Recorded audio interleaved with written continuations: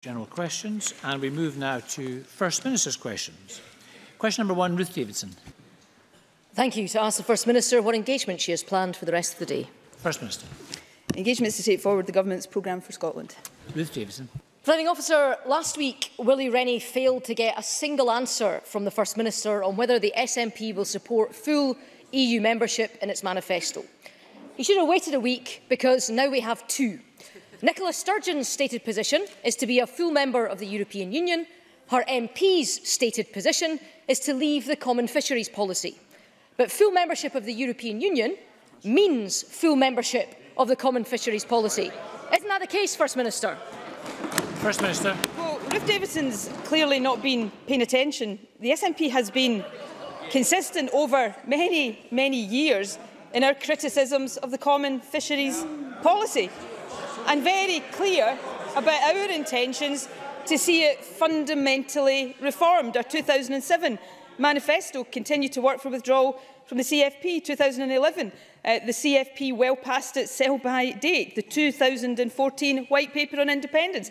Independence for Scotland and the European Union would give Scotland the opportunity to take a leadership role in reforming the common fisheries policy. So the reality here is it's the SNP that always stands up for Scottish fishing and always will stand up for Scottish fishing.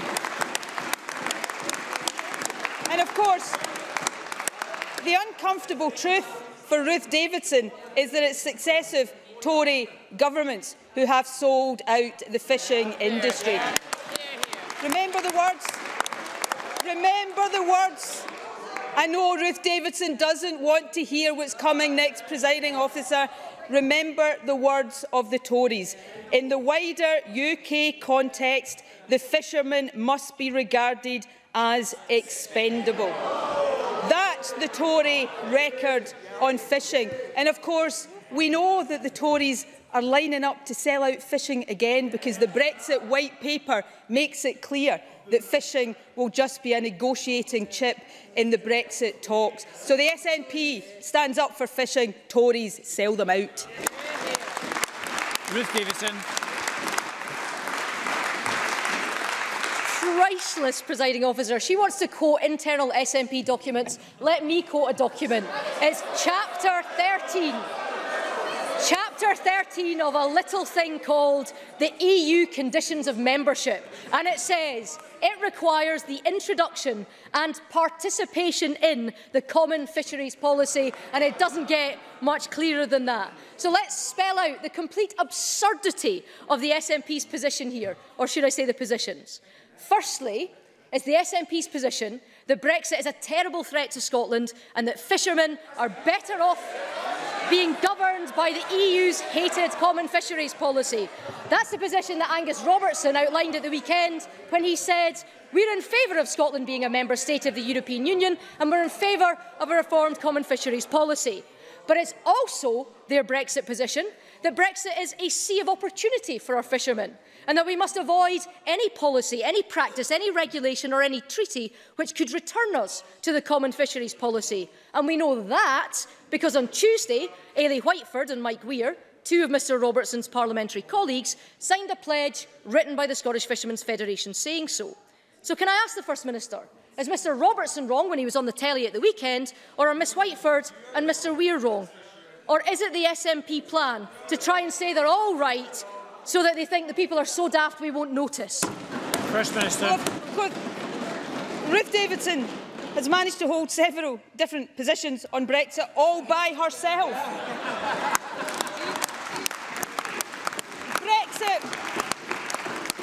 Brexit is a terrible threat to Scotland, is what Ruth says is the SNP's position. The problem for Ruth Davidson is that that used to be Ruth Davidson's position as well. Remember her screaming it from Wembley. But now, of course, it's different. She's fallen into line with Theresa May, and now Brexit is the greatest thing since sliced bread. You know, on this issue, Ruth Davidson flip-flops more than a fish being landed. Flip-flop, flip-flop on Brexit. The truth of the matter is that the SNP always has and always will stand up for fishing. You know, we've already heard about the Tories thinking fishing is expendable. Expendable. That was the word that Tories used about Scotland's fishing industry. But let's come more up to date and let's read the Brexit White Paper, paragraph 8.16. Given the heavy reliance on UK waters of the EU fishing industry, it's in both our interest to reach a mutually beneficial deal that works for the UK and for the EU's fishing communities. Let me translate that for Ruth Davidson. That means the Tories are lining up in these negotiations to sell out the fishing industry and allow European countries what they say that they don't want, which is access to Scottish fishing waters. The Tories are preparing to perpetrate a con on Scotland's fishermen. They will not get away with it. It's the SNP who stands up for our fishing industry. Ruth Davidson. Presiding officer, maybe Nicola Sturgeon's MPs didn't report back to her, but let me quote to her what the Chief Executive of the Scottish Fishermen's Federation told them and MPs at Westminster just last week. 2 Secretaries of State, 2 Ministers said the UK is leaving the EU and will leave the CFP and we will regain control of our fishing. She wants to go toe-to-toe over fishing. Let's bring that on. But Presiding officer, this week, Mike Russell was in Brussels and he was speaking to fishing industry chiefs. And his pitch was that Scotland will leave the EU with the rest of the UK, but after independence it will go straight back in. But it will opt out of all of the things it doesn't like, including the common fisheries policy. And it is utter nonsense. So right now, we have SNP MPs and fishing communities saying the CFP is terrible and that Scotland would pull out. And at the same time, we've got Nicola Sturgeon standing up in Edinburgh, trying to win the vote of Remainers, saying they'd go straight back in. Doesn't even the First Minister see the utter hypocrisy here? First Minister. Utter consistency in the SNP's position over years on the common fisheries policy. What I see from the Tories is flip-flopping all the time on Brexit and on fishing. And if Ruth Davidson's argument today is that the Tories are not preparing to sell out the fishing industry, to use them as a bargaining chip in the negotiations that lie ahead, then I give Ruth Davidson the opportunity to explain in simple terms to the Chamber today what exactly the Brexit White Paper means when it says that the UK government wants a deal that works for the EU's fishing communities. What does that mean if it doesn't mean allowing Spain and other countries access to European fishing waters? Why can't Ruth Davidson be honest with the fishing community? The Tories are preparing to treat them as expendable all over again. It's the SNP that will always stand up for fishing. So what is it? Ruth Davidson. After Brexit, we'll be out of the CFP as members of her party that want to take us back in.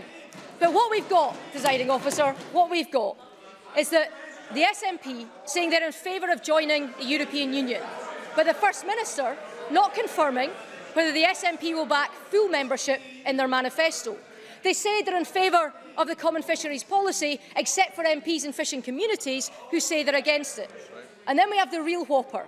In Scotland, we have Nicola Sturgeon saying the coming election hasn't anything to do whatsoever with independence. But from the broadcast studios of London, up pops Alex Salmond to confirm they want to use this election to demand a referendum that the rest of us don't want. So the First Minister thinks that on fishing, on EU membership and on independence, she can face both ways and promise all things to all people. Isn't it the case she's treating the electorate as fools? First Minister. Well, this election, of course, as I said yesterday morning, is an opportunity to determine who chooses Scotland's future. Is it a Tory government at Westminster, or is it this democratically elected Scottish Parliament? Exactly the same as Alex Salmond's comments yesterday afternoon. But let's get back to fishing, because what we've just seen here is Ruth Davidson all at sea, drowning in our fishing waters, because she can't explain, and Ruth Davidson really has to explain this in simple terms to Scotland's fishing communities. I gave her the opportunity once and she failed to do so. So I'm going to give her the opportunity again. What does it mean when the UK government says that they want a deal that works for the EU's fishing communities? That can only mean that the Tories are preparing to sell out Scottish fishermen, grant other European countries access to fishing waters and treat that vital Scottish industry as expendable once again. I think that is crystal clear from Ruth Davidson today. It's the SNP that will always, as we always have done, stand up for Scottish fishing.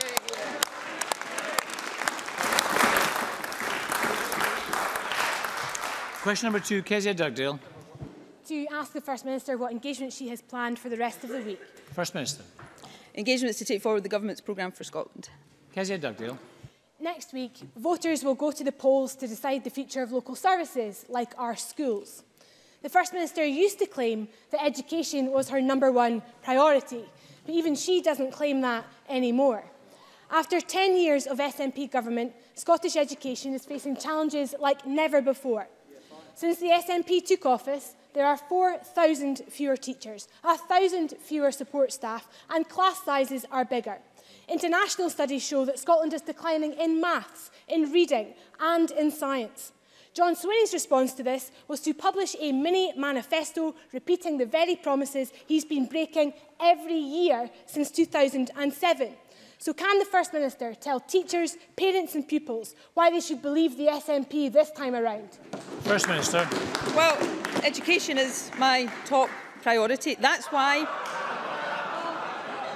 Kezia Dugdale doesn't like to hear this, but that's why right now across Scotland, head teachers and teachers have in their hands £120 million of additional funding. That's why local government services are better off to the tune of £400 million under this SNP government. And I would say to Kezia Dugdale that she has zero, not a shred of credibility left on the issue of local government funding. Because for years, in her local government manifesto, published just days ago, she complains about the council tax freeze, how it's strangling local government services. And yet, of the 8 councils freezing the council tax in this election, you know how many are Labour-led? All 8. This is Stirling. Stirling Labour, freeze your council tax. So don't come here talking about funding for local services when it's your councils failing to raise the money we need for our schools. Kezia Dugdale. From the First Minister, who has cut £170 million out of local services this year alone. And if education was her top priority, then she would be listening to the teachers across Scotland who are crying out for help. Blackhall Primary School in Edinburgh felt the need to email all parents. The email said this: as you may be aware, there is currently a national shortage of teachers. This is making it challenging for head teachers around the country who are trying to fill vacant posts or indeed cover classes. There is a teacher shortage in Scotland. So will the First Minister be honest? How many schools are struggling like Blackhall? Just how many teacher vacancies are there across the whole of Scotland? First Minister. John Swinney, myself, this government, have never shied away from the issue that Scotland, like many countries right now, have an issue with teacher recruitment. That is one of the reasons why we have increased the intake to teacher training, to train more teachers to work in our schools and close the attainment gap. The fact of the matter is, it is this SNP government that is investing in local services. Whatever Kezia Dugdale tries to say, there is £400 million available extra in this financial year for council services. And the question for Labour is this: if they don't think there is enough money for council services, why are there 8 Labour-led councils going into this election promising to freeze the council tax? Maybe Kezia Dugdale will give us a straight answer to that straight question. Kezia Dugdale. In all of that, Presiding Officer, there was no answer to the question that I asked. And I'll give the answer to the First Minister. The reality is that there are 700 teacher vacancies in Scotland, and 400 of them are in our secondary schools, where pupils will begin their exams in just a matter of days. And I can reveal today that the government's own internal documents admit that it could take up to 3 years to fill these vacancies. 3 years for the government to ensure that there are enough teachers to educate our children. 3 years to clean up the mess the SNP have been making for the past 10. 3 years to give our young people a fair chance in life. But we all know Nicola Sturgeon will spend the next 3 years campaigning for independence.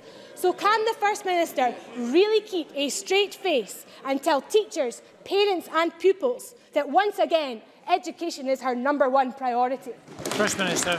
Well, as I said, we recognise the challenge in teacher recruitment. Scotland is not unique in that regard. That's why in this year, 2017-18, we are making resources available to train, no, Kezia Dugdale doesn't want to listen to this, to train an additional 371 teachers. It's why the General Teaching Council right now has a number of initiatives underway to encourage people back into teaching, to encourage new people into teaching. These are the actions we are taking to tackle what is a problem and a challenge for many countries. And we're doing that, of course, in conjunction with our National Improvement Framework, with our Attainment Challenge, with our Attainment Fund, putting extra resources into the hands of head teachers, because our commitment to raising attainment and closing that attainment gap is absolute. And we'll get on with the hard work of doing it, leaving Labour, as usual, carping on the sidelines.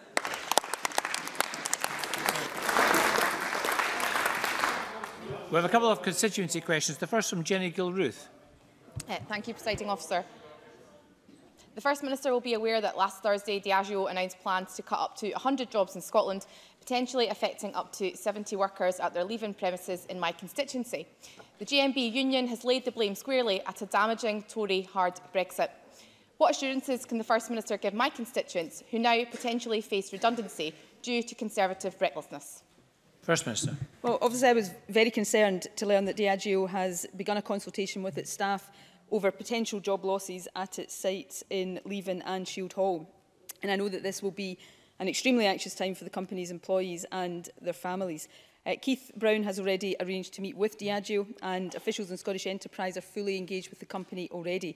We will do all we can to explore all possible options for supporting the business and protecting jobs in Scotland. And while the families and individuals affected by this situation also have the right to expect a similar response from the UK government, I think it is really troubling that the main union, the GMB, appears to have raised concerns about the impact of Brexit on these jobs and got very little response from the UK government. This is yet another example of the threat that Brexit does pose to Scotland, what Ruth Davidson used to tell us but doesn't any longer, but what I still believe, and examples like this sadly illustrate. But we will continue to do everything possible to support the workers at Diageo. John Lamond. Thank you, Presiding Officer. I declare an interest as a trustee of the St Abbs Lifeboat Trust. One of the best examples of a community campaign that I've ever seen was the campaign in St Abbs in Berwickshire for the creation of an independent lifeboat when the RNLI withdrew their service. The community rallied together and organised a tremendous fundraising effort to raise the funds needed to establish their own lifeboat service for this important part of the coastline. Lamond, please. When the donations started to roll in, the local St Abbs Community Trust was used to collect the funds whilst the new Lifeboat Trust was set up. The money was then transferred to the new Lifeboat Trust and the new boat was purchased. I had the pleasure of sitting beside the First Minister at the launch of the new lifeboat. On Twitter, the First Minister spoke of this incredible achievement of the community coming together and spoke of what they'd achieved, something special. It now transpires that Scottish Water's business stream have stripped St Abbs Community Trust of their water rates exemption for the Community Cafe and the EBA Centre. Now, I've been in correspondence with the SNP's Environment Minister, but she has confirmed that she will not give the exemption for this community trust. Given the exceptional circumstances surrounding this, will the First Minister, unlike her backbenchers, apply some common sense to this? First Minister. Well, this issue has been already drawn to my attention, actually, the situation with a water and sewerage charge of around £900 that has gone to St Abbs Community Trust. On the investigation I've done into the matter so far, this charge appears to be a direct result of their excellent efforts to raise funds for the St Abbs lifeboat, funds that didn't actually belong to the trust, which they held and then transferred to the lifeboat trust account when that account was set up. Given those circumstances, I am hugely sympathetic to the situation they find themselves in, and I have actually this morning instructed my officials to look again at this issue to try to find a solution. I was at the launch of the St Abbs lifeboat. It was a fantastic example of a community coming together in order to preserve a service that is vitally important to life in that community. So, having looked at this, it does seem unfair. That's why I've instructed officials to see what they can do to fix it. That's the kind of action people can expect from an SNP government. Question 3, Patrick Harvie. Thank you. To ask the First Minister when the Cabinet will next meet. First Minister. I think I heard that question. Tuesday. Can I just ask, before Patrick Harvie speaks, I think the reason the First Minister couldn't hear was because the Deputy First Minister was shouting across the chamber in her ear. Can I suggest, I know this is an election time, can I suggest all members are a little bit more respectful to all other members? We hear the questions and the answers. Patrick Harvie. If the Deputy First Minister wants to continue to distract the First Minister, it's no great skin off my nose. Can I say that this week the Scottish Government proposed tax cuts for aviation, which we all know, even though the Scottish Government at first denied it, will increase carbon emissions that are driving climate change, increasing emissions at the time when we should be cutting them radically. Now, even if the First Minister thinks that aviation's damage to the climate can be ignored, it's clear that this tax cut will also be very unfair. Research published by the Green Party has shown just how unfair. Even if the airlines pass the full tax cut on through reduced ticket prices, the highest income households stand to gain far more than anyone else. Of the 90-odd million tax giveaway going to UK leisure passengers alone, the richest 10% of households will gain over 33 million, while the poorest 10% will stand to benefit by just 8.5. While public transport that people depend on every day remains expensive and unreliable, how can it possibly be fair to offer a tax break that drives up both pollution and inequality? First Minister. Well, can I deal with both of those issues? Firstly, the climate change issue, because it is extremely important to this government. We are, of course, meeting our climate change targets, and we have some of the most ambitious climate change targets anywhere in the world. The UK Committee on Climate Change has previously commented on this issue and made the point, and it's a point that I would endorse more generally, that where any policy has a potential adverse effect on emissions, then that increases the responsibility of government to make sure that we balance that in other ways. And our overall ambition to meet those climate change targets is absolute, as a commitment that the government has set. Now, on the wider issue of reducing ADT, and I should say, of course, the discussions and vote in Parliament this week was not on rates of air discount tax. It was about transferring the legal responsibility over this from the Westminster Parliament to the Scottish Parliament. This is about trying to improve the connectivity of Scotland, because we know that improving the connectivity of Scotland is one of the key things we need to do to grow the economy of Scotland. And we all know that growing the economy of Scotland is really important in terms of supporting the public services that all of us rely on. That's why we have to have a balance in our policies. But we have, as Patrick Harvie will be aware, in response to the Finance and Constitution Committee's Stage 1 report, already confirmed that we will commission an independent economic assessment, and that the government will bring forward tax exemptions at Stage 2, so there will be plenty of opportunity for the Parliament to scrutinise the detail of this. But it is important that we get our policies right in the round, so that yes, we are supporting our vital public services, but we are also supporting the economic growth that is so vital to doing exactly that. Patrick Harvie. Well, the vote this week indeed wasn't on rates and bans, and the Green Party will move amendments to introduce some social and environmental principles into that legislation, and we won't vote for it unless those pass. But the First Minister cites the UK Committee on Climate Change, who have argued for a cap on aviation emissions growth. She also says that we need more connectivity. Well, it's perfectly clear from the continuing growth of our existing aviation that air passenger duty has not stopped that growth. Even for routes where rail is a perfectly viable option, we are failing to make sure that it's the affordable choice for people to make. Relentless aviation growth cannot possibly be sustainable. Now, we have visitors today to Parliament who are the most directly affected people by that growth, affected by the noise and pollution from increasing flights here in Edinburgh and those campaigning against an additional runway at Heathrow. The aviation industry itself can well afford to lobby hard, sponsoring lavish events here at Westminster and even at the First Minister's Party Conference. But should we not be listening more closely to those whose lives will be most affected by increased inequality, by increased pollution here at home and by the effects of climate change around the world? And is it not time that the Scottish Government had a coherent policy on aviation levels, including a cap on the emissions and protection for communities from the direct impacts that they have to live with on a daily basis? First Minister. Well, firstly, trying to find some consensus here. Of course, it's important that all voices are listened to.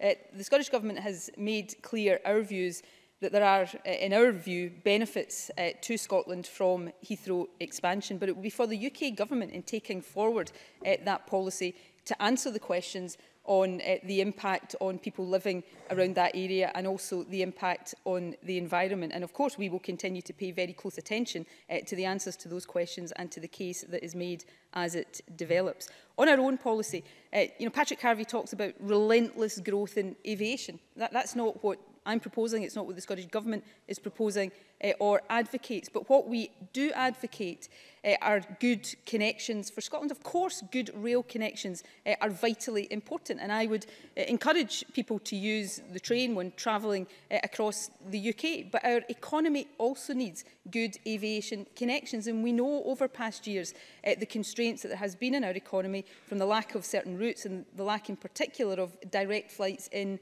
and out of Scotland. So we need to get these policies right. We must grow our economy. How many times, rightly and understandably, in this chamber do we talk about the challenges facing Scotland's economy and the need to have policies to grow our economy? So that is a key priority of the government, and connections for business, for exporters, is a vital part of that. But of course, we have to make sure that all of our policies taken together past the climate change challenge. And it would be one thing to level these criticisms at the Scottish Government if we were not meeting our climate change ambitions. But not only are we meeting our climate change ambitions and have been praised by the Committee on Climate Change for a record here, we are meeting those targets ahead of schedule. We're not complacent about that. We want to up our ambition and go further. But we need to have balance in our policies so that we support economic growth, so that we can have the support for the public services that all of us across this chamber want to see. Question number 4, Willie Rennie. To ask the First Minister what issues will be discussed at the next meeting of the Cabinet. First Minister. Excuse me, Presiding Officer. Matters of importance to the people of Scotland. Willie Rennie. The First Minister has done nothing in the last 20 minutes to avoid our party looking shifty and evasive on Europe and independence. The First Minister said on Monday, this election is not about independence. Yesterday, we see her sitting on a Yes to Independence branded motorbike in the shadow of the Wallace Monument on the B Road to Bannockburn. Can the First Minister tell me what is her position today? First Minister. Well, my position is as it has always been. So Willie Rennie should maybe listen carefully because he seems to be struggling to understand it. I support Scotland being independent and an independent member of the European Union. There you go.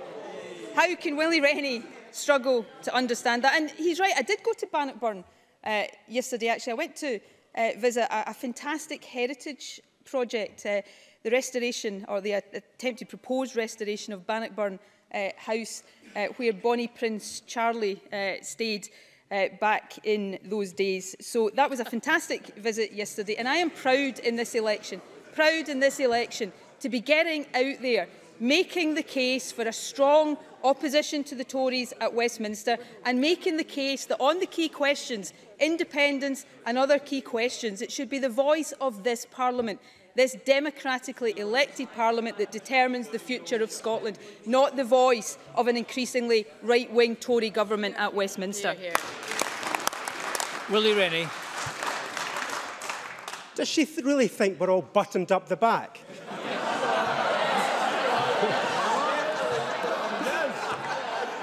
She said, she's once again, she has refused to say that this is what the election is about. But her predecessor was on the radio saying exactly that's what it is about. It's about independence, first, last, and every priority. Last week, she was evasive about her future plans on Europe. This week, utter confusion about independence, starting with denial and ending with a Hells Angels tour of the Central Belt. Meanwhile, the economy is teetering on the edge of recession. International education rankings have slipped, and the mental health strategy is months behind schedule. She should be ashamed of that record. The best way out of all of this is for her to do just what the majority of people in this country would applaud her for. Why can't she just cancel this divisive independence referendum campaign and get back to her job for Scotland? First Minister. So says the guy that's going around the country arguing for a second EU referendum. I mean, and in direct answer to Willie Rennie's first question, I think most people watching this would start to think that, yes, the Liberal Democrats appear to button up the back. So, Willie, if the cap fits, perhaps you should wear it. But, you know, on a more serious matter, Willie Rennie raises in passing issues like education and the economy and mental health. I agree that these are fundamentally important issues, which begs the question why Willie Rennie didn't take the opportunity of his questions today to actually ask me about any of these matters. He had the opportunity. Here am I, standing here. He can ask me anything he likes, but chooses not to ask me about education, health or the economy. And do you know why that is, Presiding Officer? Because all of the opposition parties here, actually, they're the ones that only want to talk about independence. And why is that? Because it's a smoke screen. It's a smoke screen, Presiding Officer, because none of them are prepared to talk about their own policies or their own record. So let me tell you what I'm going to work in this election to do. I'm going to work to win this election. There's no other party in this chamber prepared to say that that's what they are trying to do.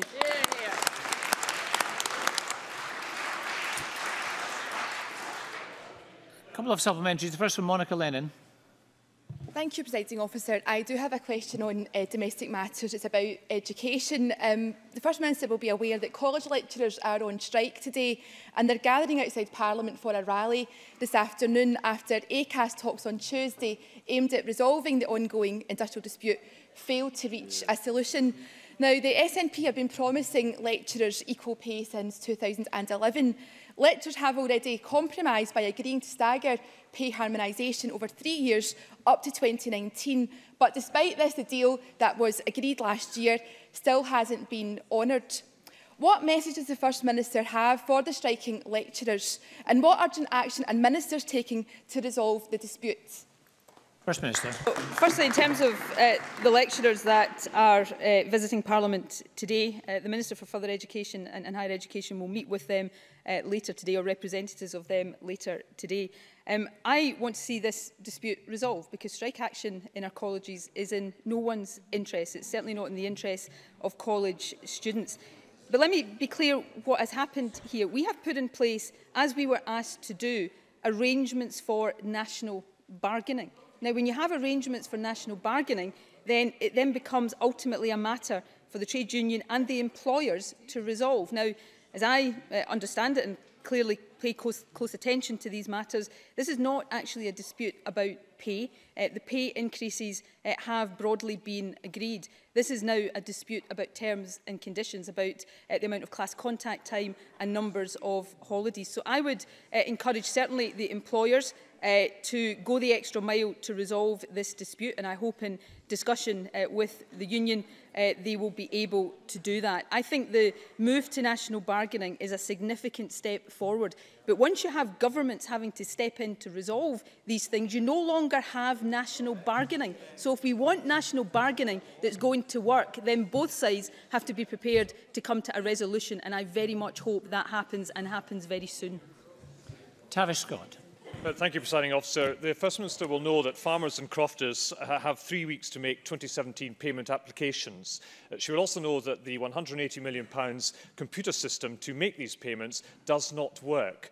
Given it continues not to work, will she undertake to give her long-suffering officials in department offices across Scotland the tools in order to make their job possible? And that does not include continuing with a computer system that does not work.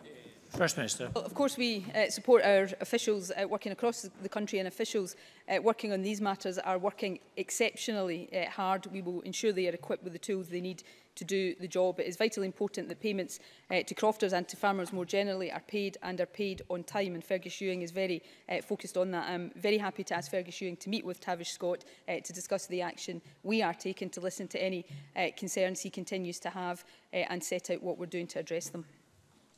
Question number 5, Fulton McGregor. Officer, to ask the First Minister what action the Scottish Government is taking to protect children and young people online.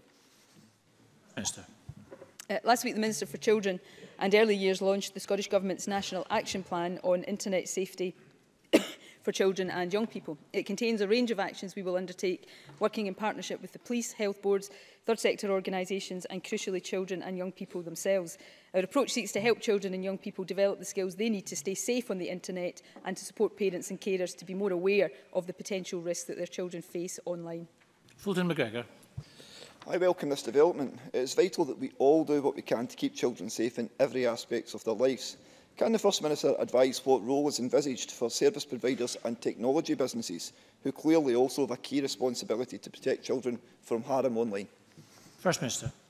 Well, the online industry and, I have to say, social media providers in particular have a key role and a key responsibility in ensuring that children and young people do stay safe online.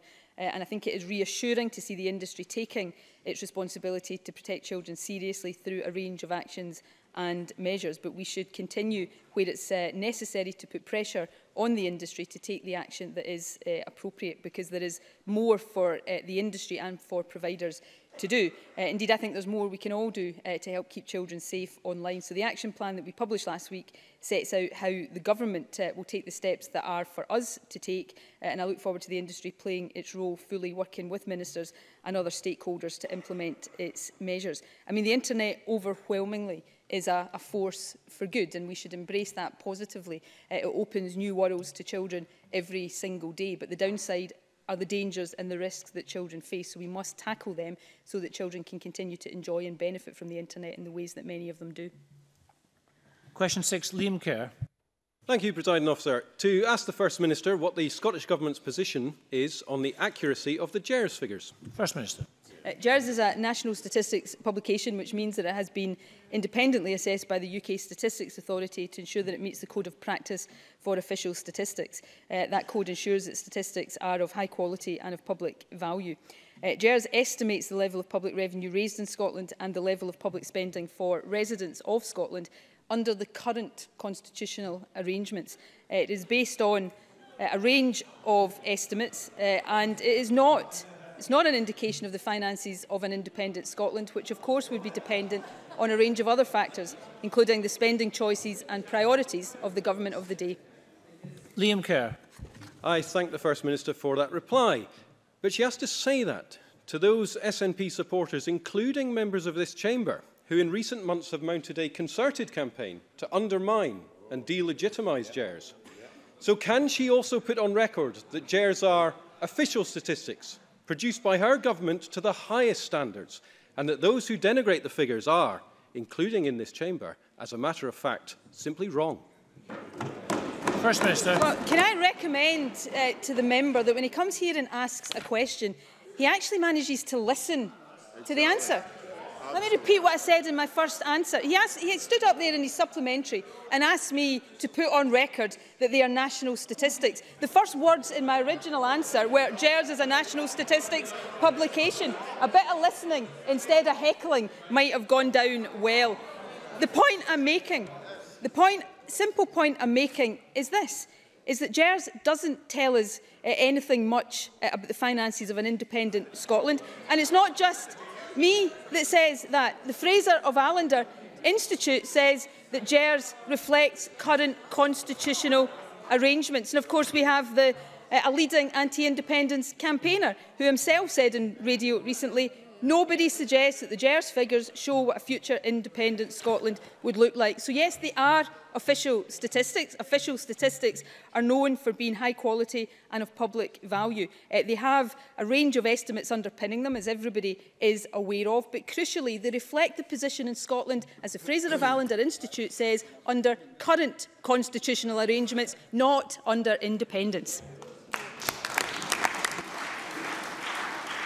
Question number 7, Alec Rowley.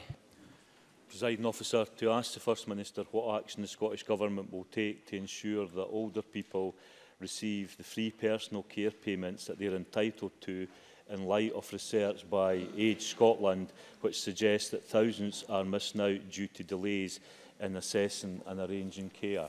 First Minister. Well, Age Scotland's figures show that 95% of older people assessed as needing care receive the services they need within 6 weeks, and the majority of assessments for older people with critical or substantial needs are actually conducted within 2.5 weeks. Now, that said, no one should have to wait longer than necessary to receive their care package. That's why we continue to work closely with councils to make provision even better than it already is. Alec Rowley. Presiding Officer, I thank the First Minister for that question, but the fact remains that for many individuals and for many families, far too often their experience of health and social care is not always a good one. It was Pope Francis, Presiding Officer, who said, "Where there is no honour to the elderly, there is no future for the young." Being able to provide support and care for older people in Scotland at the point where they need that support and that care must be the accepted will of every Scottish Government. Will the First Minister agree to set up a review that will examine the progress to date in rolling out integrated health and social care, looking at what is working, what is not working and why it's not working, and building on best practice across Scotland to ensure that every individual who needs health and social care is able to access it?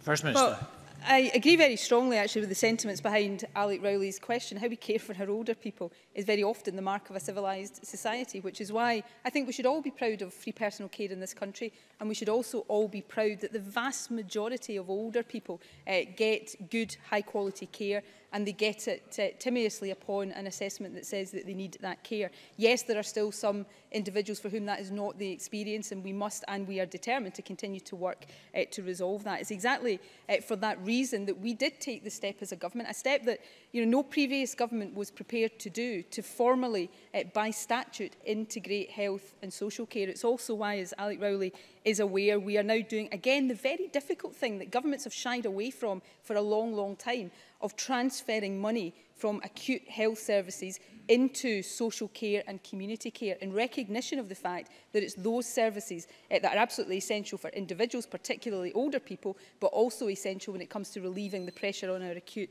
health service.